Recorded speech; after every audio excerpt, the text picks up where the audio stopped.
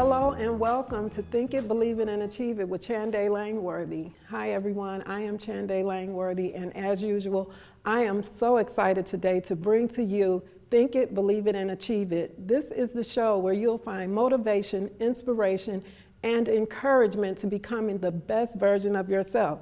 Now today I have another great show with another great special guest. Today we have Dr. Jeffery L. Walker. Dr. Walker is a native of Omaha. He's a life coach. He's an educator. He's a motivational speaker. He has 22 years in experience in chemical dependency, mental health. He has written many books. He has more than a lot of knowledge in the behavior and anger management area. I am so excited to introduce Dr. Walker, and also he has a doctoral degree in higher education and with concentration in psychology. Please help me give a warm welcome to Dr. Jeffery L. Walker, and he's also a visionary, and he believes that the environment is not stressful, it is the perception that we have. So we're gonna, without further ado, we're gonna introduce Dr. Jeffery L. Walker. And thank you, Dr. Walker, for coming in and visiting us at Think It, Believe It, and Achieve It. I am so grateful to have you here. And just to expound about your, all the knowledge you have in anger management and behavior health, mental health, and chemical dependency. So we just welcome you. Please join me today. And how are you? I'm doing well. Good. In spite of the societal difficulties. Okay. I'm doing well for the most part. Okay, well good, and thank you again for joining me. Now, your belief is that the environment is not stressful, but it's our perception. Is that correct? Exactly. Can you, okay, with everything going on in the world today, the pandemic, the presidency, riots going on, everything going on across the world and especially in our nation, what can you speak to as it relates to the environment and stress and the perception when everything is all over the place, things are just going haywire? So give us some insight about the perception and what we should feel and how we should deal with this. One of the things that I advocate that stress is a very difficult thing, but if you don't know how to process the stress, it would lay dormant and wait for a stimulus, which is something that causes activity. So most of our emotional stresses come from how we perceive our environment, because the senses in our perception produce a thought. The thought produced the feeling produced the behavior will ultimately produce either a reward or a consequence in that sequence. Oh, wow. And you know what? I resonate with that, because on this show, Think It, Believe It, and Achieve It, and even in my workshops, I always say it's not really about what happens to you, it's really about the response you give out. So the way you respond to a situation is really going to make the biggest difference in, like you say, the consequence or the reward. So I do agree with you in that.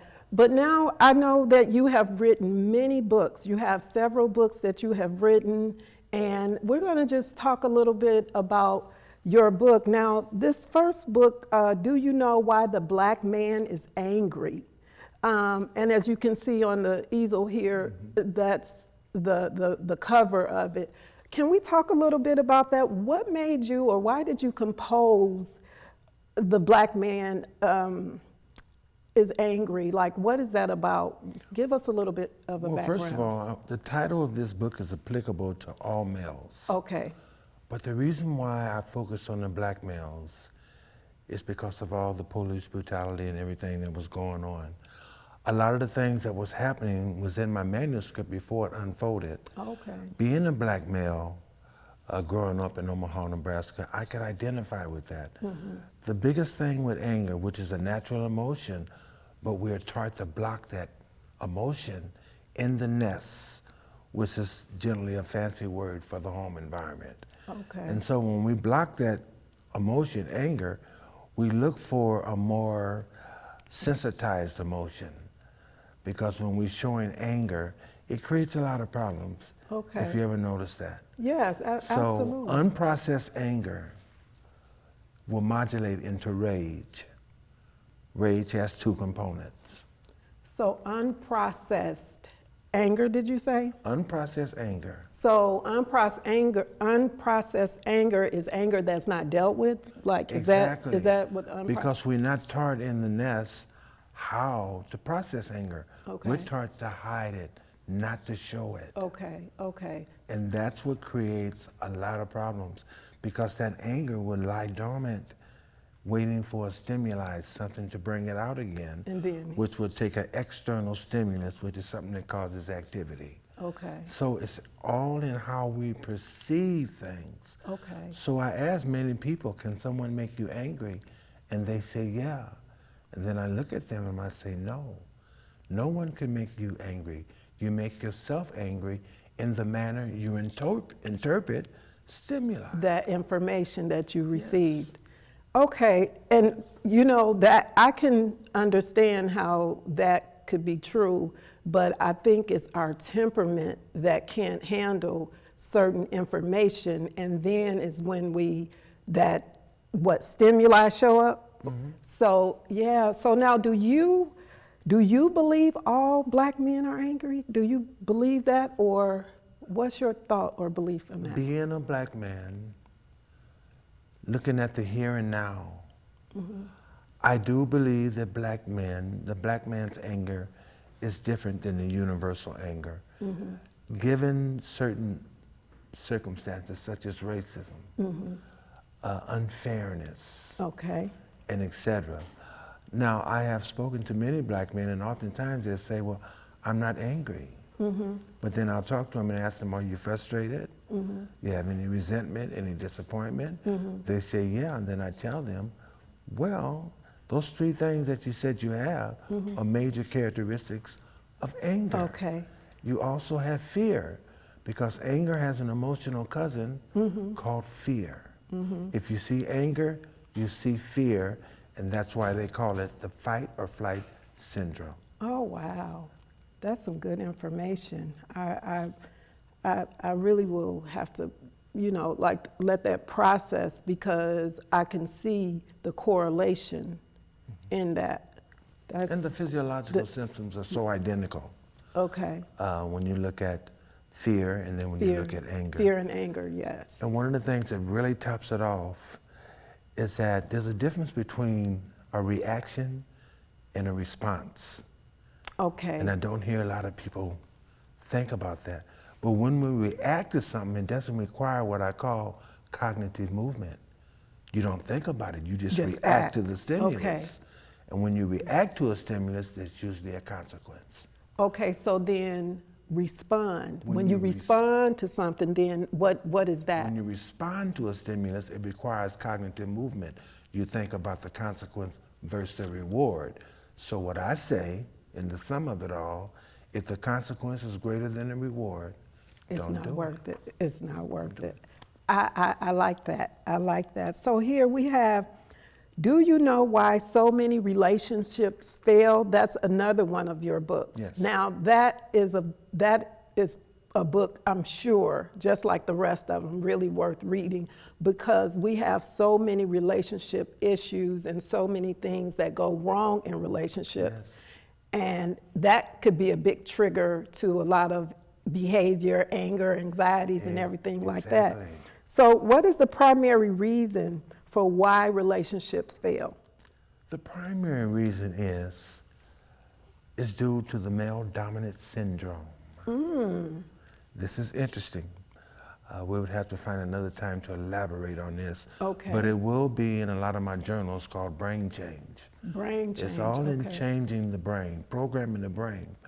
But in relationships, the thing that I found out, 2 out of 3 relationships fail miserably before they reach the marital throne. And that is true.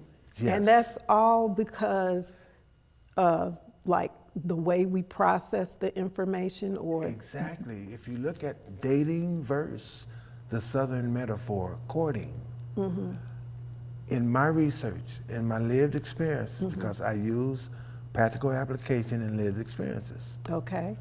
In my experiences in terms of dating, dating can set you up for failure because the behavior is artificial.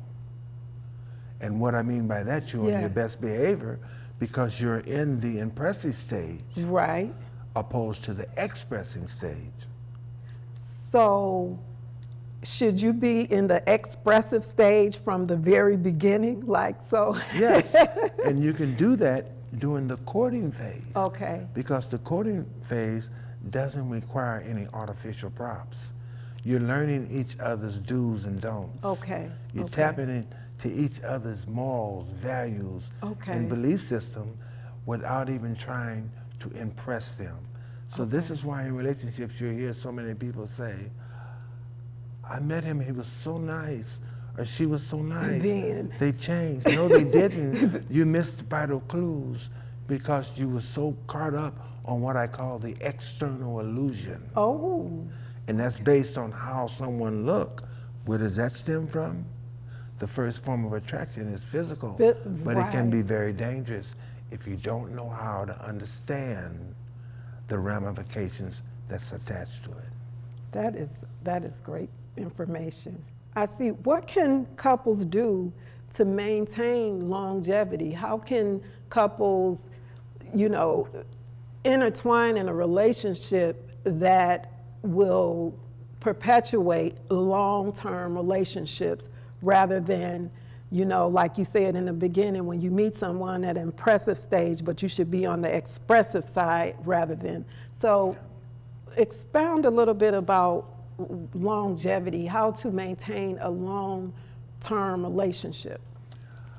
One of the greatest things that we can do, and I tell men this, we must stop looking at women through objective lens. Okay. And we must focus more on respect. I have 8 essential ingredients for the guide of a successful relationship. When one of those ingredients are missing from the emotional equation, that relationship will go into checkmate. Okay. So it's really due to respect. Okay. To respect each other. To give each other terms of endearment. Kindness doesn't cost anything. And the best gift 2 people can give each other is self. So I tell men, women are extremely sensitive to emotional stimuli. Yes, yes. And all you have to do is be kind, respectful, and have a large amount of communication in a positive manner. Right. Because when someone feels disrespected, sooner or later they're going to put their tennis shoes on, which is a fancy word for running. Running, right. Now, what connects with me in this is that I think when you can remove yourself and allow the other person to be themselves. So if each person is removing themselves and allowing the other person to be themselves, and you are really truly in acceptance, like you say, in a respectful, kindful type of mannerism. Yes. This has come to me years later, but I'm learning that if you can remove yourself, and it's a lot of work, but still, it's room for growth and development and improvement. But I totally agree with you on that. So relationships aren't difficult. We make them difficult. We do. Because we don't really know how the script is set up. And the number one thing that I tell couples when I do relationship conflict, work on building the foundation of the relationship, and that is friendship. Okay, Look through unconditional lens, Okay. opposed to conditional lens. Because when you have conditional lens, has expectations. Lots of them. Expectations are not good. Okay. Unconditional lens doesn't have expectations.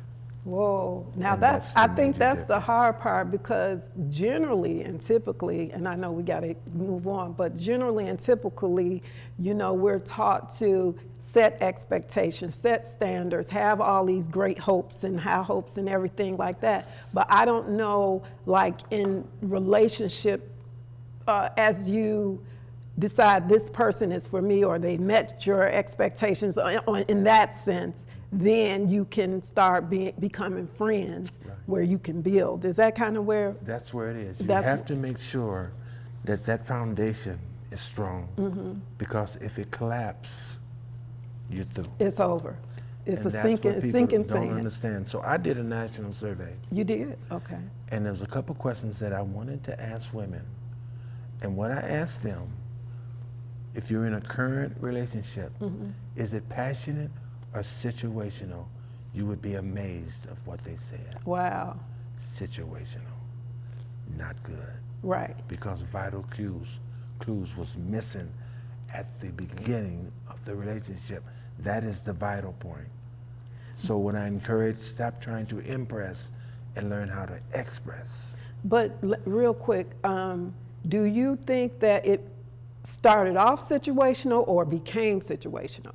Because I think it's a difference there. It started off passionate. Right, that's what I was That's thinking. because, remember when I said the behavior's artificial? Right. So you're in your best behavior if you're out at a restaurant Impressive. and you're eating. Being impressive. You're trying to impress, so you really can't relax, because if they see a negative behavior, that's going to cause them to go astray. Right. So your behavior is designed to impress.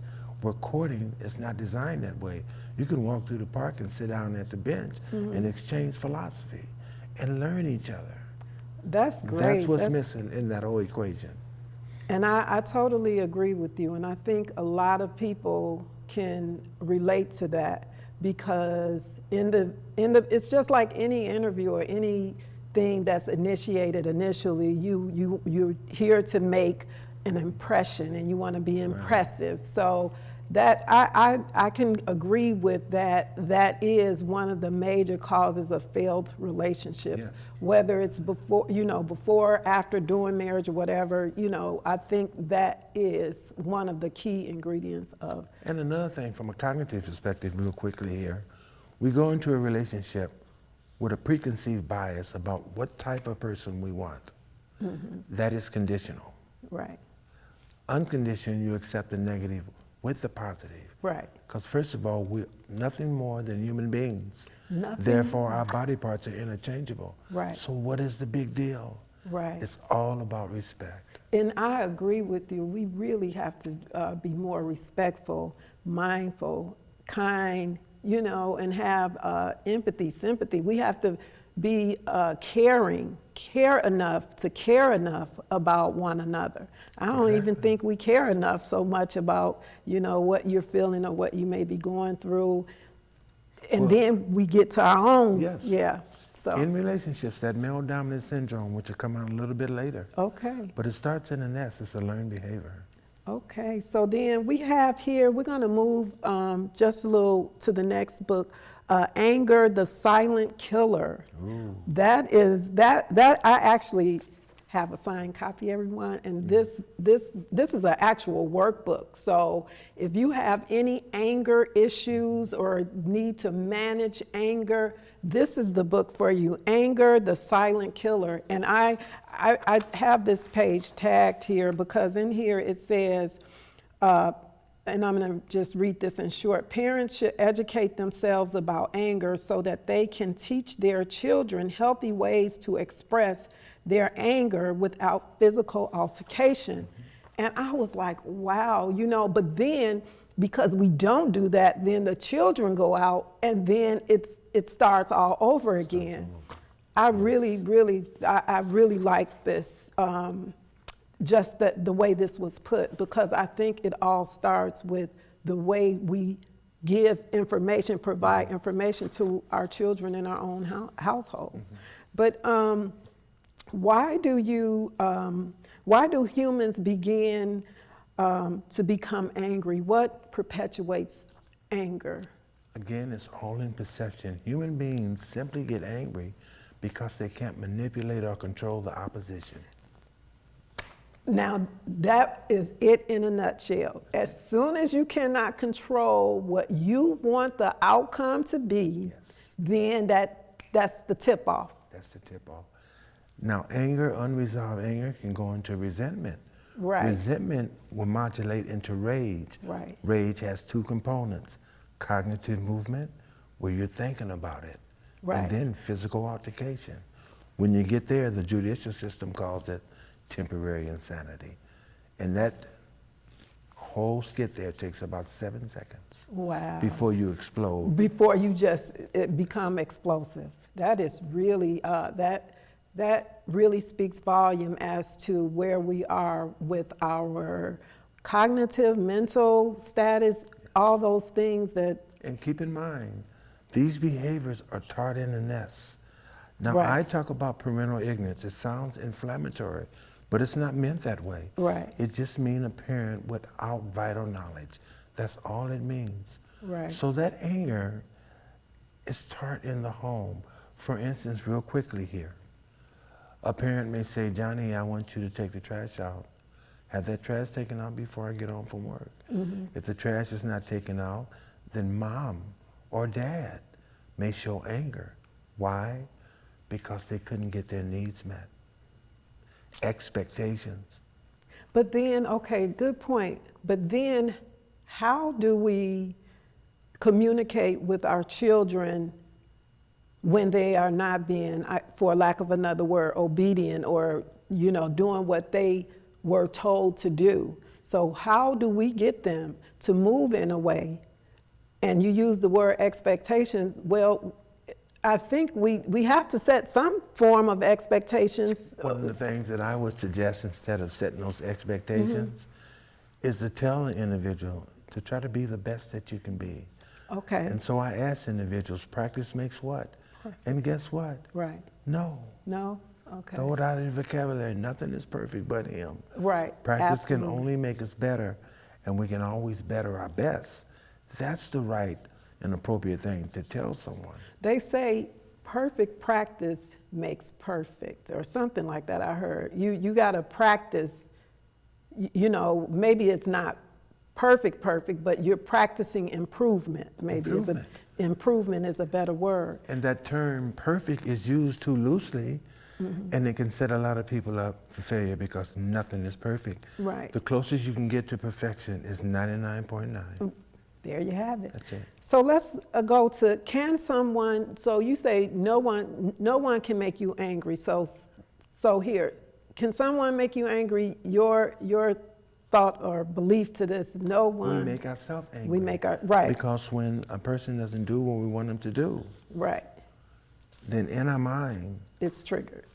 it's based on the fact that we can't manipulate the situation. Manipulate, so that's what, yeah. So in the workbook, there's a thing called TSC. When human beings become angry, the first thing they want to do is find the target of your anger.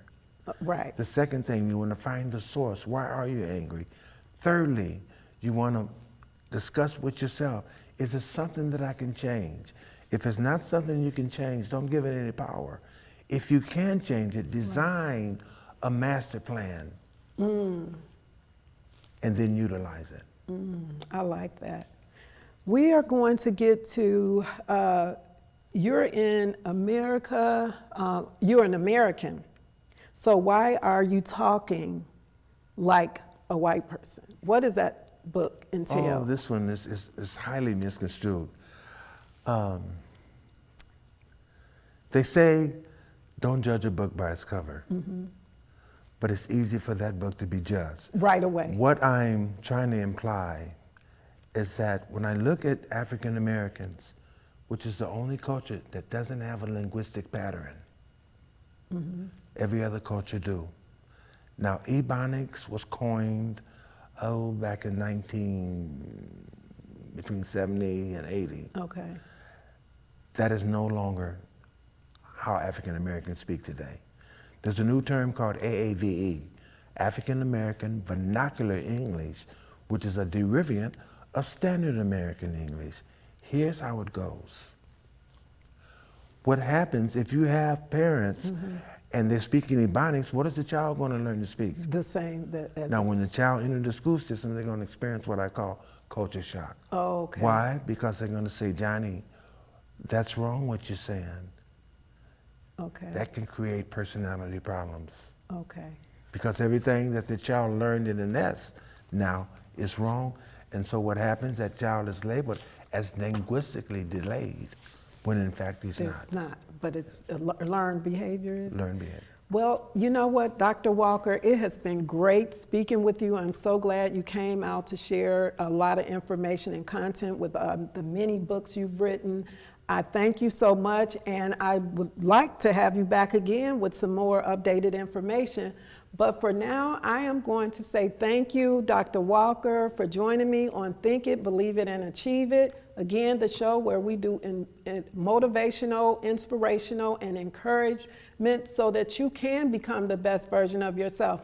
And I would highly recommend, if you can, to go out and purchase one of Dr. Walker's books. It's some great information in there. Again, I have Anger, the Silent Killer, and this workbook is amazing. I thank you for joining me today, and I'll see you next time on Think It, Believe It, and Achieve It. For now, goodbye. Thank you.